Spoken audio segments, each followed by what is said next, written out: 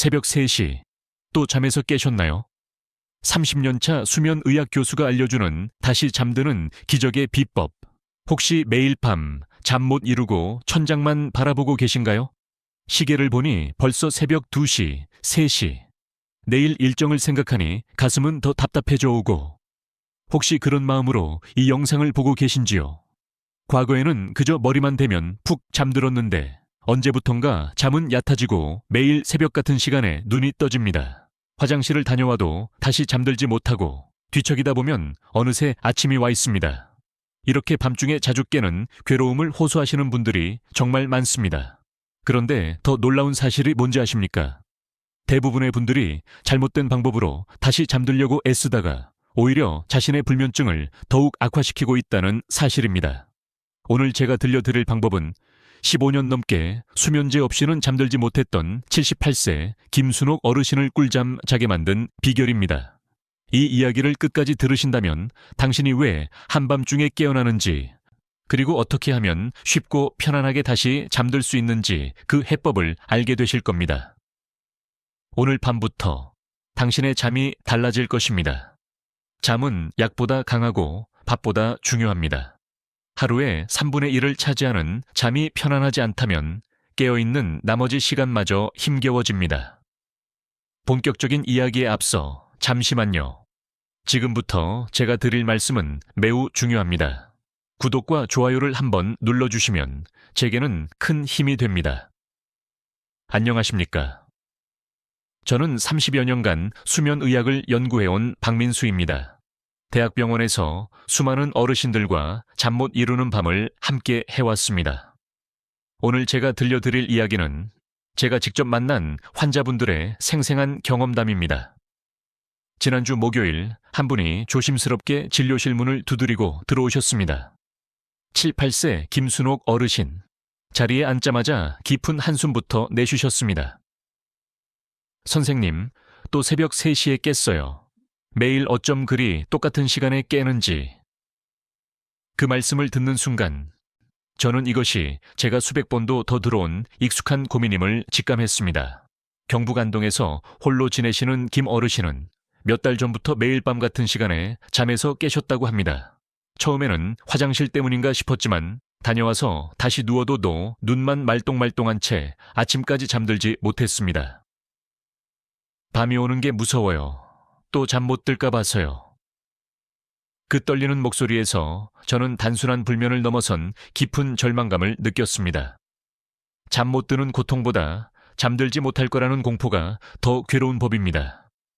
김 어르신처럼 새벽 2시에서 4시 사이에 깨는 분들이 아주 많습니다. 제 환자분들 중 60세 이상의 70%가 이런 경험을 하십니다. 하지만 대부분 이렇게 생각하십니다. 나이 들면 다 그렇지 뭐. 하지만 이것은 명백히 잘못된 생각입니다. 나이가 들었다고 잠을 못 자는 것은 결코 당연한 일이 아닙니다. 분명한 이유가 있고 해결책 또한 존재합니다. 제 어머님도 그러셨습니다. 몇 년 전, 70이셨던 어머님께서 갑자기 잠을 못 주무시기 시작했습니다. 의사인 아들로서 곁에서 지켜보는 마음이 참으로 아팠습니다. 밤 12시에 잠자리에 드셔도 새벽 2시만 되면 어김없이 깨셨습니다. 아들아, 엄마는 잠을 잃어버린 것 같아. 그때 어머니께서 하신 말씀이 아직도 귓가에 맴돕니다. 잠을 잃어버렸다는 표현, 참으로 의미심장하지 않습니까? 정말 잠이 어딘가로 사라져버린 듯한 느낌이 드는 것입니다. 그런데 이상하게도 낮에는 졸음이 쏟아집니다. 김 어르신도 제 어머님도 오후만 되면 소파에 앉아 꾸벅꾸벅 조셨습니다. 밤에는 잠이 안 와 괴롭고 낮에는 졸려서 힘든 악순환의 연속. 밤에 못 잔 잠, 낮에 보충하면 되지 않나. 생각하실 수도 있지만 그리 간단한 문제가 아닙니다. 낮잠을 자면 밤에 더 잠들기 어려워지는 악순환이 시작될 뿐입니다. 김 어르신은 처음에 다른 병원을 찾으셨다고 합니다. 하지만 돌아오는 대답은 늘 같았습니다. 연세가 있으시니 그럴 수 있습니다. 수면제라도 처방해 드릴까요? 수면제를 며칠 복용하니 잠은 왔지만 아침에 일어나면 머리가 멍하고 몸이 축 늘어져 더 괴로웠다고 합니다. 그래서 약을 끊으니 다시 잠 못 드는 상황이 반복되었습니다. 실제로 우리나라 65세 이상 노인 중 상당수가 수면제를 복용하고 있습니다. 하지만 수면제는 근본적인 해결책이 아닙니다. 오히려 장기간 복용하면 의존성을 유발하고 스스로 잠드는 능력을 저하시킬 수 있습니다. 나이가 들면 왜 잠 못 드는가? 진짜 이유. 그렇다면 왜 나이가 들면 잠들기 어려워지는 걸까요? 단순히 나이 탓이 아닙니다. 우리 몸에서 일어나는 여러 변화들이 복합적으로 작용하기 때문입니다. 뇌의 변화. 젊을 때는 전체 수면 시간 중 깊은 수면. 단계가 큰 비중을 차지하지만 나이가 들면 이 깊은 수면이 현저히 줄어듭니다. 깊은 잠이 줄어드니 작은 소리에도 쉽게 깨고 한번 깨면 다시 잠들기 어려워지는 것입니다. 호르몬의 변화. 수면을 돕는 멜라토닌 호르몬의 양은 줄어들고 반대로 스트레스 호르몬인 코르티솔은 증가합니다. 그래서 밤에도 몸이 계속 긴장 상태를 유지하게 됩니다. 신체의 변화. 방광 기능이 약해져 밤에 자주 깨고 관절이나 근육의 통증이 심해져 편안한 자세를 찾기 어렵습니다. 복용 중인 약물. 복용하시는 약물 또한 수면에 영향을 줄 수 있습니다. 하지만 이 모든 변화가 당신이 잠을 포기해야 한다는 의미는 결코 아닙니다. 오히려 이 변화들을 이해하고 올바르게 대처한다면 충분히 꿀잠을 잘 수 있습니다. 김순옥 어르신의 수면 일기. 7가지 원인 분석.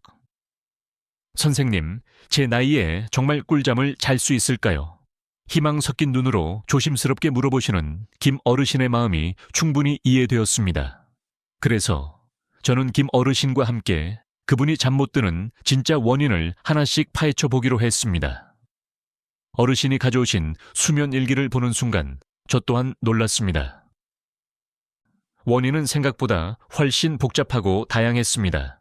저녁 17시에 커피 한 잔. 어르신들은 젊을 때보다 카페인 분해 속도가 훨씬 느립니다.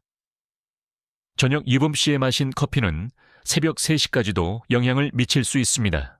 저녁에 복용하는 혈압약. 혈압약 중에는 이뇨 성분이 포함된 경우가 많아 야간에 소변 때문에 자주 깨게 됩니다. 밤에 찾아오는 걱정들. 홀로 지내시는 어르신은 밤이 되면 온갖 걱정이 꼬리를 뭅니다. 내일 병원 가서 뭘 물어봐야지. 며느리한테 전화해야 하는데. 이런 생각들이 잠을 방해합니다. 부족한 낮 활동량. 코로나 이후 외출이 줄면서 하루 종일 집에만 계시는 날이 많아졌습니다. 낮에 충분히 활동해야 밤에 자연스럽게 피로감을 느끼고 잠들 수 있습니다. 특히 햇빛은 우리 몸의 생체 시계를 조절하는 데 매우 중요합니다. 침대 옆 디지털 시계. 밤에 깼을 때 무심코 시간을 확인하는 습관. 또 3시네.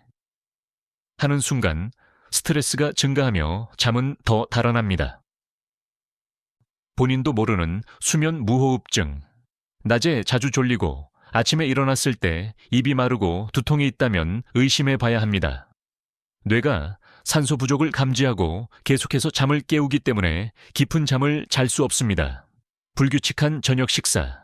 저녁을 거르거나 너무 늦게 많이 먹는 습관 모두 소화를 방해하여 수면을 방해합니다. 이렇게 원인을 하나씩 찾아보니 김 어르신의 불면증은 단순히 나이 탓이 아니라 생활 습관 전체와 연결된 문제임을 알 수 있었습니다. 그러니 약 하나만으로는 해결될 수 없었던 것입니다. 더 큰 문제는 어르신께서 잠들기 위해 했던 노력들이 오히려 잠을 더 쫓아내고 있었다는 점입니다. 잠이 안 오면 침대에서 뒤척이며 억지로 잠을 청하고 스마트폰으로 뉴스를 보거나 유튜브를 보셨다고 합니다. 이런 행동들이 반복되면 우리 뇌는 침대는 자는 곳이 아니라 걱정하고 뒤척이는 곳이라고 학습하게 됩니다. 기적의 10가지 솔루션. 김순옥 어르신의 회복기. 김 어르신과의 대화를 통해 저는 확신했습니다. 어르신, 이 문제는 해결할 수 있습니다. 다만 한 번에 바꾸려 하지 말고 하나씩 천천히 바꿔 나가야 합니다. 희망을 보신 어르신의 눈빛에 저는 단호하게 답했습니다. 이제부터 김 어르신과 함께 시도했던 방법들을 알려드리겠습니다. 처음에는 복잡해 보일 수 있지만 아주 간단한 것부터 시작했습니다. 저녁 습관 바꾸기. 저녁 유독 없이 커피를 오후 2시 이전으로 옮기고 저녁에는 보리차나 캐모마일차로 바꿨습니다. 약 복용 시간 조절. 주치의와 상의하여 혈압약 복용 시간을 저녁에서 아침으로 변경했습니다. 이것만으로도 밤에 화장실 가는 횟수가 절반으로 줄었습니다. 걱정 일기 쓰기. 잠들기 전 머릿속에 떠오르는 걱정들을 침대 옆 작은 수첩에 적게 했습니다. 내일 무릎 상태, 의사에게 물어보기, 며느리에게 안부 전화하기 등. 이렇게 적어두면 뇌는 잊지 않을 것이라 안심하고 생각을 놓아줍니다. 낮 활동량 늘리기. 매일 오전 10시 아파트 단지를 30분씩 걷기 시작했습니다. 햇볕을 쬐며 걷는 것만으로도 우리 몸의 생체 시계는 정상적으로 작동하기 시작합니다. 수면 환경 개선. 침대 옆 디지털 시계를 서랍에 넣고 대신 벽에 아날로그 시계를 걸었습니다. 밤에 깨더라도 시간을 확인하지 않기로 약속했습니다. 478 호흡법. 코로 4초 들이쉬고 7초 참고 입으로 8초 내쉬는 호흡을 시도 후에 반복했습니다. 이 호흡은 심박수를 안정시키고 긴장된 근육을 이완시켜 자연스러운 졸음을 유도합니다. 점진적 근육 이완법. 발끝부터 시작해 다리, 배, 팔, 어깨, 얼굴 순서로 각 부위의 근육을 5초간 힘껏 긴장시켰다가 풀어주는 것을 반복했습니다. 이미지 연상법. 가장 평화로웠던 기억. 고향의 여름밤 평상에 누워 별을 보던 풍경을 오감을 동원해 생생하게 상상하게 했습니다. 가장 중요한 20분 규칙.